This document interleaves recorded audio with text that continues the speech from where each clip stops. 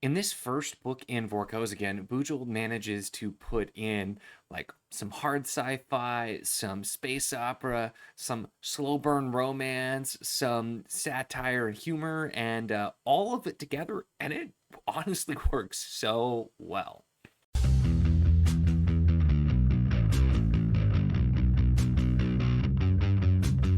Hello and welcome to my channel.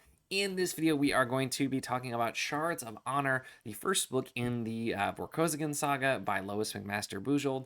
And this is a very long series. I think there's like 20 plus books. There are some books, some novellas. This is the first in publication order. And then I think from here, it really depends on if you read in publication order or you read in chronological order. But there's quite a lot. This seems like this is really kind of setting the stage, though, for what is going to be happening going forward. But I'm really glad to finally get to this because anytime I've mentioned Bujold and I was reading some of her fantasy stuff, which usually I'm more of a fantasy reader, so it makes sense that was kind of my priority. But every time I mention Bujold, it's like, oh, you got to read Vorkosigan. So finally, I got to this one. This was the first book for Backlist Book Club. This was the one that we were doing for October. It won the poll pretty handily, and so I was excited to finally get to it. Now, this is taking place on a planet, and we have Cordelia Naismith, who is our kind of our first main character introduced. She's part of a survey crew. They're scientists. They're researching life on the planet, and she returns after being out in the field and sees that her group was attacked by a kind of like rogue contingent of soldiers from Barriar, and then she ends up being sort of captured by Vorkosigan, and this is Errol Vorkosigan. We see a different Vorkosigan later, I believe, but ends up sort of being captured by him, and they run into all kinds of issues and things happening as they're traveling together, and they become unlikely allies. And there's definitely the seeds you start to see mutual admiration and maybe even, like I said, slow burn romance kind of thing happening. And as we're going, I feel like already, just so based on that, if you, I do want to be really clear, because when I'm talking about the slow burn romance, like it's there and it's well done. This is not a romance book or story, really, though either, even though those elements are there. And it also uses the miscommunication trope, but in sort of a like, like almost like, like the grand irony kind of way, and like a little bit of that Shakespearean way where it's done really well, and it's usually done for humor instead of like drama. And I think that's kind of the difference, because miscommunication kind of stuff can work really well for humor, but when you try to make things dramatic because of it, it tends to great. But two things that I'm typically not a huge fan of done really well here, and that just worked great. But it's more than just the two things. I think what really surprised me about this is I was so pulled in very quickly because there were just so many cool things going on.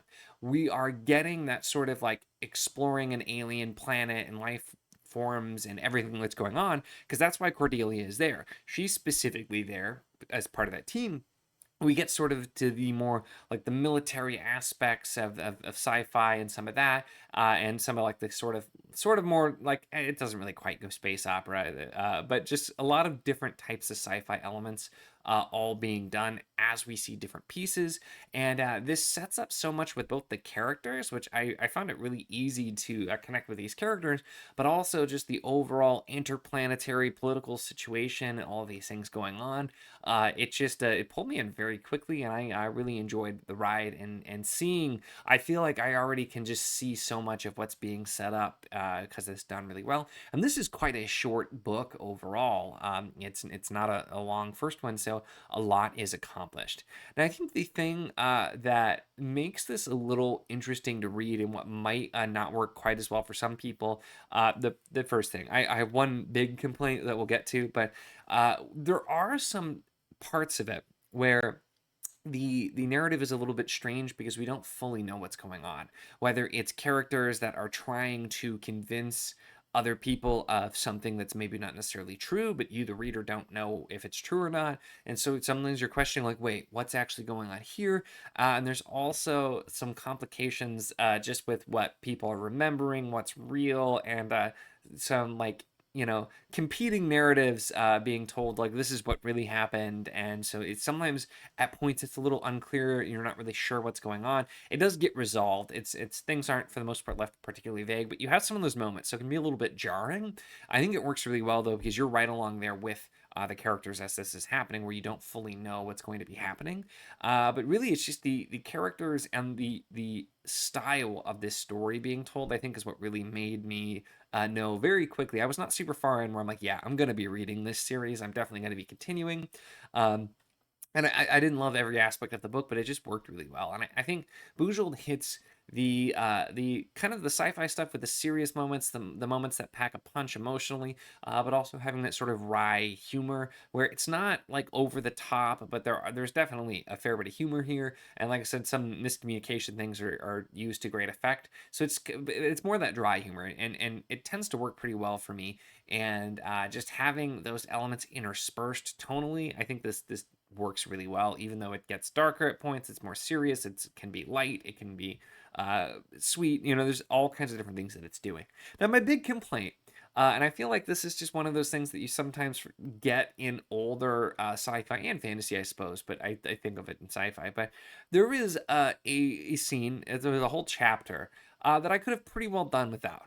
That involves just weird sex stuff being used as torture, and it's just way, way, way over the top for me. With that, I could have really done without that, and I think it's one of those things. I know it's a trope where you have the weird, just creepy person in power that does this type of stuff. I get it. It's been done. It's just something that I'm like, there's other ways that you can have a villain.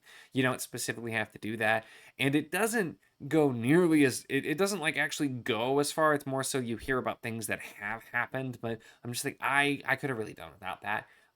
And that's something too it's often a complaint if you have stuff like that. It just I get it, it was there, but I could have done without pretty much that entire chapter. I do have to say though that while I did not care for a lot of that, the way that it's responded to and kind of handled before we move past that part, I actually thought was extremely well done. So I do have to credit that, because while I personally would have rather not have that in there, I think the some of the things the author does here are not what you would expect for a resolution of these types of things to be. And I think it was handled in a way that worked really well and was much better than it could have been in some other stories. Specifically, I feel like it so felt though. It so felt like it was just a dude, an old school dude written sci-fi during that part. But then the handling of it goes very differently as well. So that's kind of, I got honestly, it's just kind of what it makes me think of. You're like, oh, we're gonna handle this maybe a little bit better, and but it still was just eh. So that was my big complaint here.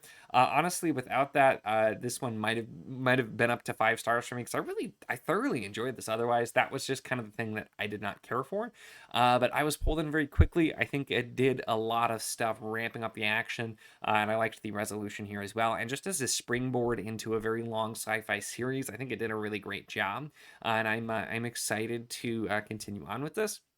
I will say, I know not everyone will agree with this, but this did remind me of kind of like a tighter, less on the humor and like dramatics sort of thing as some of the things I got in Deathstalker. Whereas Deathstalker by Simon Green, that was much longer, and it was focusing on some different things, and also had a lot of elements from other sci-fi things, and was doing some like satire and some cheese while also having serious big moments. This was kind of like a tighter, more character focused version of that, where like you have in that one, it's when Deathstalker is coming from a powerful name, but sort of on the outs here. It's Errol Rocco's again. There are definitely some similarities, I think, and maybe this was one of the other things that was sort of inspiration for that. I'm not sure the timeline of when they both came out, but that's something I there. But that book I felt like went a little bit too long. This was shorter, and I think worked better for me overall.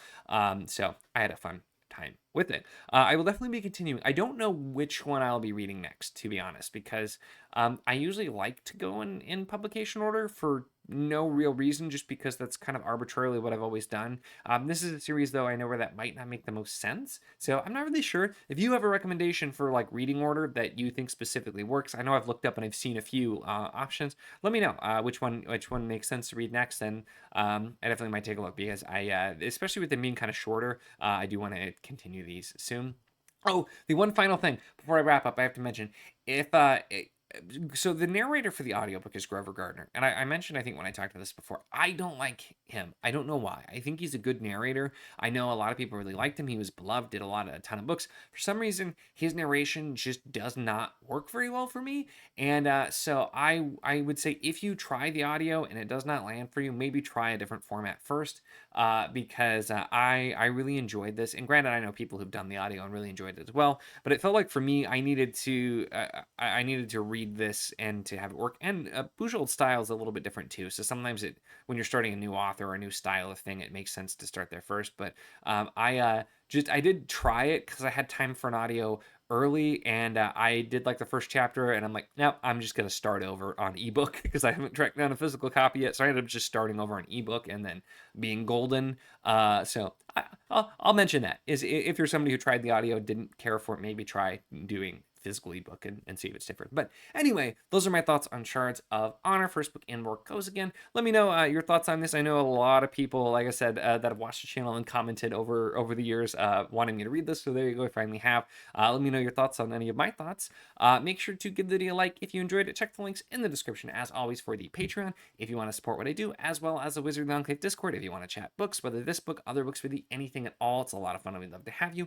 And of course, if you enjoy my content, make sure to subscribe.